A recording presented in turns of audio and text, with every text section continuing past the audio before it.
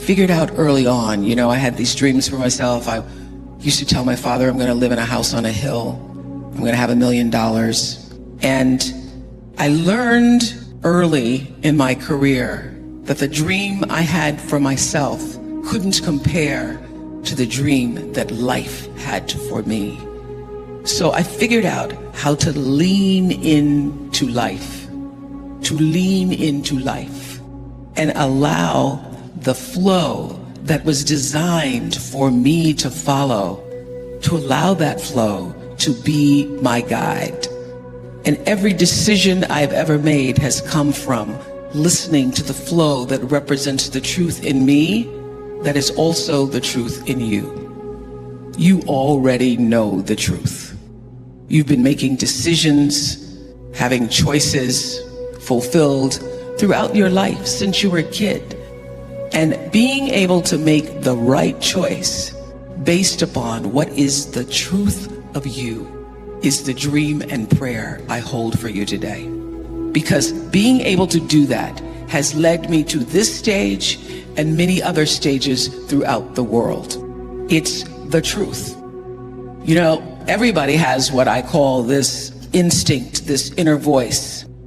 It's called by many names: intuition, the divine, the flow, but everybody has it. And the truth is, every decision I've ever made that led me to the right space and place in my life, I got there because I relied on that inner voice, the truth of me. When I was 30 years old and about to leave Baltimore, because I felt something inside, that thing, that instinct, that flow, that truth that said, it's time to move on. And every single person around me, except for my best friend Gail, that's why she is my best friend Gail, said, you shouldn't move to Chicago. You should stay here.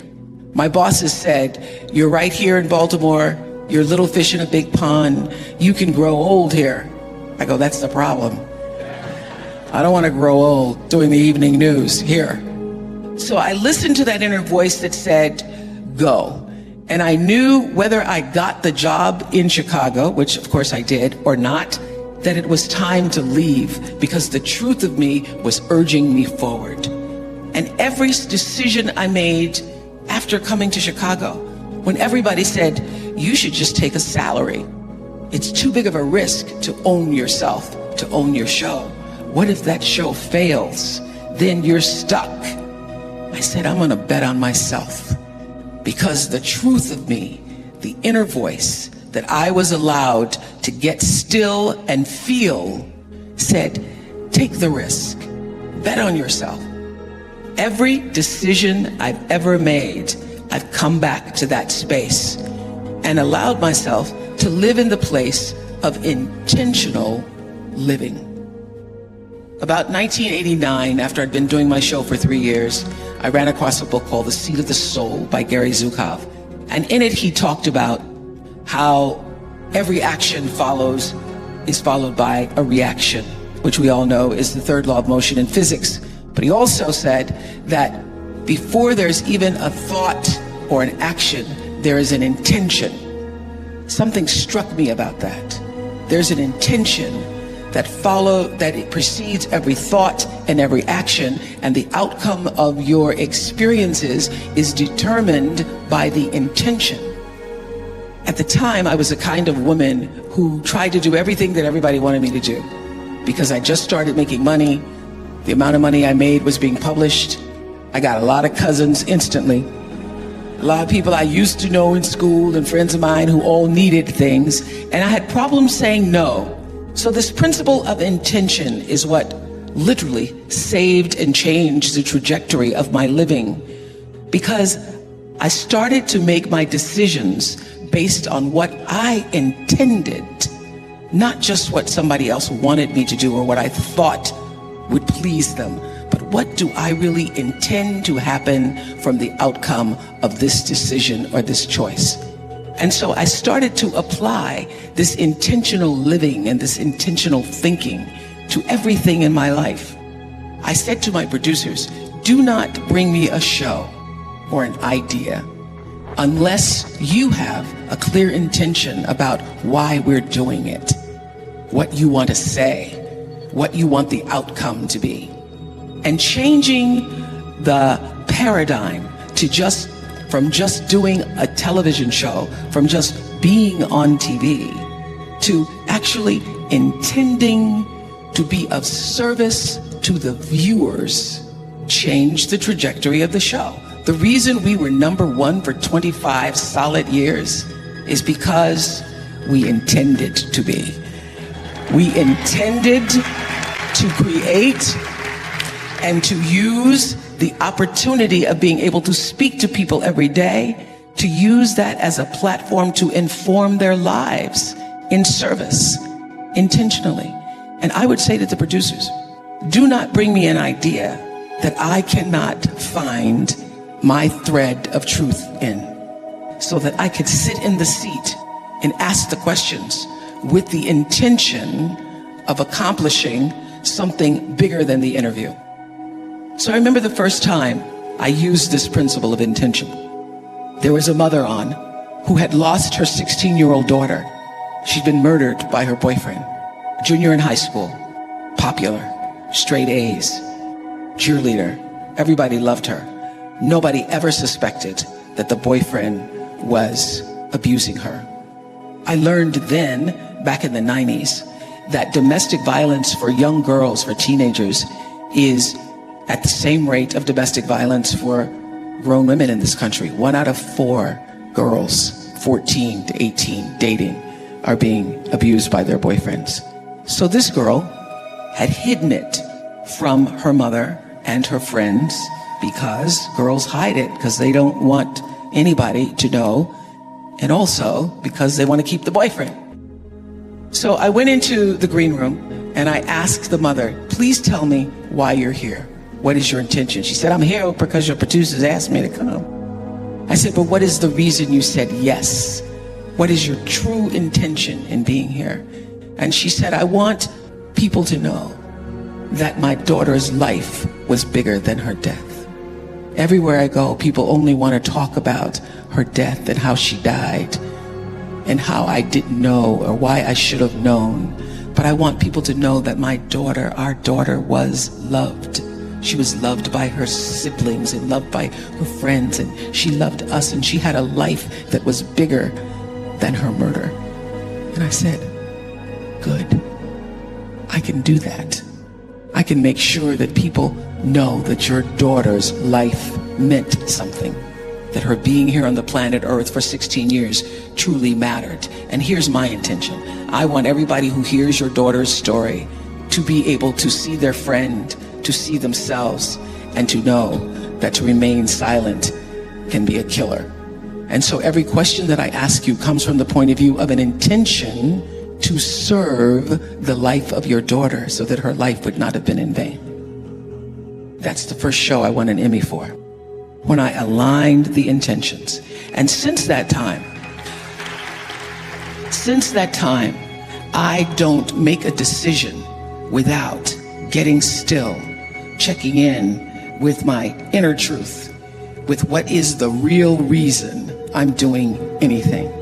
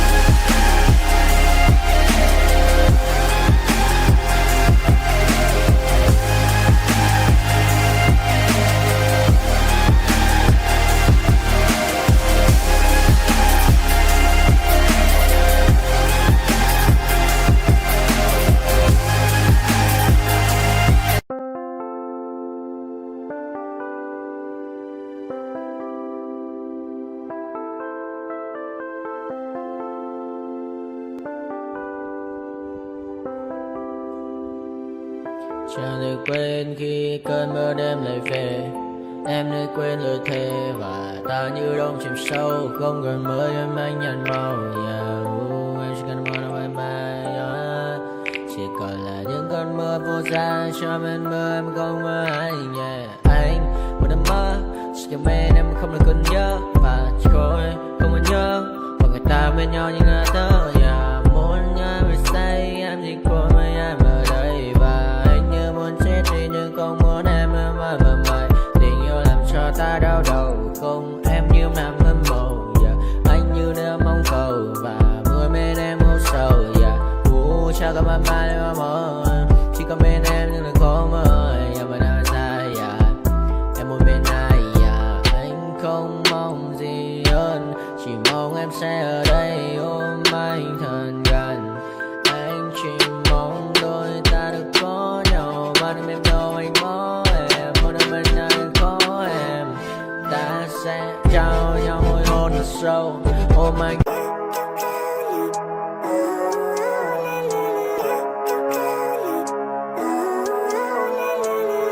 Living life, every day, late at night, not okay. All I want, and I pray, all I need are some better days. Fuck me, I'm looking in the mirror. So foggy, but I've never seen clearer. I don't really think anyone can save me. And honestly, I'm not really sure I want saving. I like to be my own worst enemy. There's no risk if you don't try at anything. So I'ma just keep buying everything. See you in the next life, have to be a better me. I don't think that my head's on straight. Gotta flip it and grip it and go and get an x-ray. What's wrong with me? I just feel weight pushing on my chest and it squeezes till I suffocate. Better change my mindset, meditate. It's pretty cool that I'm alive and have better days. I could walk, see, hear, I should celebrate. Think I could change my mind, maybe elevate. Living life, every day, late at night, not okay. All I want, and I pray, all I need are some better days. Yeah, all I need are some better days. Cause all I want, and I pray, I believe in the better days. I'm kinda stuck between a rock and a hard place. Do I work hard or live at my pace? You're only young once, yeah that's all great. But I also want a future where I'm okay. Living life is doing lots of cocaine. Wait no, it's living with no shame. Wait no, it's sleeping in on Sundays. I guess it's different for each of us and that's okay. Well I just wanna be happy, how to get there? Glad that you asked me. I think it's different for everyone. Some of us need work, others need fun. Some of us need purpose to overcome. But try to do what you love when it's said and done. Cause there's so many differences in each of us. Trust your gut, it can show you what you want. Living life, every day, late at night, not okay. All I want, and I pray, all I need are some better days.